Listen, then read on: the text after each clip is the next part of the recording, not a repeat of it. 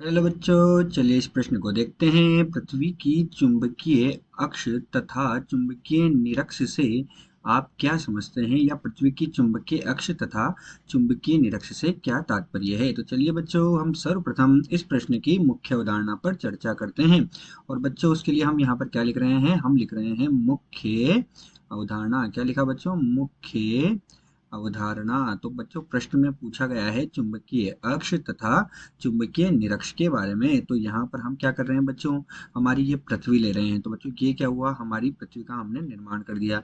तो ये हो गई बच्चों पृथ्वी। अब जो बच्चों हमारी पृथ्वी होती है, इस पर इसके दो ध्रुव होते हैं। एक होता है उत्तरी ध्रुव और दूसरा हमारे पास क्या होता है बच्चों, दक्षिणी ध्रुव। तो ये हमारे पास जो हमारी पृथ्वी है, इस पृथ्वी के दो ध्रुव का मैं निर्माण कर रहा हूँ बच्चों। तो ये तो मेरे पास हुआ बच्चों उत्तरी ध्रुव एन, और ये क्या हो गया बच्चों, दक्षिणी ध्रुव एस हो गया। अब बच्चों, जो पृथ्वी होती है, वो पृथ्वी जो होती है उसकी खुद की घूर्णन अक्ष होती है। तो बच्चों, हमारे पास पृथ्वी की जो घूर्णन अक्ष होती है, तो ये हमारे पास क्या है बच्चों, पृथ्वी की घूर्णन अक्ष का मैं निर्माण कर रहा हूँ। तो ये हमारे पास बच्चों पृथ्वी की घूर्णन अक्ष हो गई। ये क्या है बच्चों, घूर्णन अक्ष। ये है पृथ्वी, और पृथ्वी के दो ध्रुव हमारे पास हुए, एक हो गया उत्तरी ध्रुव और एक हो गया दक्षिणी ध्रुव। तो बच्चों, हमें पृथ्वी में प्रश्न में कहा गया है कि पृथ्वी की चुंबकीय अक्ष क्या होती है।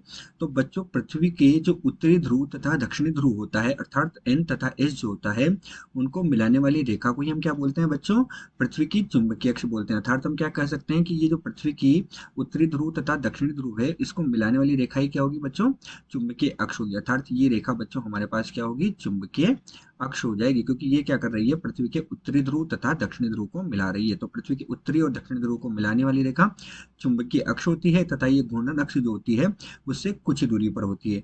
ठीक है बच्चों, अब हमसे पूछा गया है कि चुंबकीय निरक्ष क्या होती है।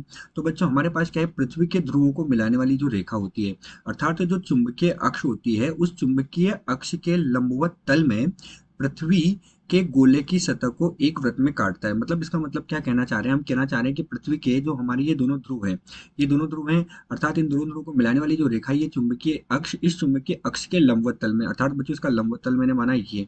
तो इसका जो ये लंबवत तल है, इस लंबवत तल में ये क्या कर रही है, पृथ्वी का जो ये गोला है, उसको एक वृत्त के रूप में काट रही है। अर्थात बच्चों, हम मान सकते हैं कि पृथ्वी हमारा एक गोला है, और ये चुंबकीय अक्ष के लंबवत तल में ऐसी रेखा जो इसको क्या करे, एक वृत्त के रूप में काटे, वो क्या कहलाती है बच्चों, चुंबकीय निरक्ष कहलाती है। अर्थात बच्चों, ये रेखा मेरे पास क्या हो जाएगी, चुंबकीय निरक्ष हो जाएगी। तो ये रेखा कौन सी है बच्चों, चुंबकीय निरक्ष है।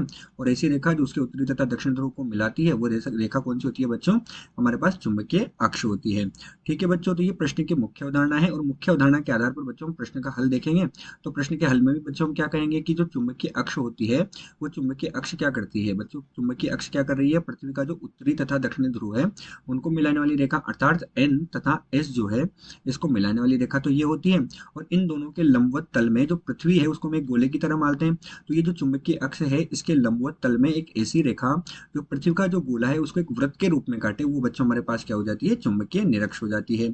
और ये जो हमारे पास चुंबकीय अक्ष और चुंबकीय निरक्ष होती है, तो यहाँ बच्चों घूर्णन अक्ष है और ये चुंबकीय अक्ष है। तो इन दोनों के बीच में जो हमारे पास कोण का मान होता है, वो 11.5 डिग्री का होता है। क्या कह रहा हूँ बच्चों में, कि इन दोनों के बीच में, घूर्णन अक्ष और चुंबकीय अक्ष के बीच में कोण का मान 11.5 डिग्री होता है। कितना होता है बच्चों, 11.5 डिग्री होता है। आशा करते हैं आपको प्रश्न समझ आया होगा। धन्यवाद।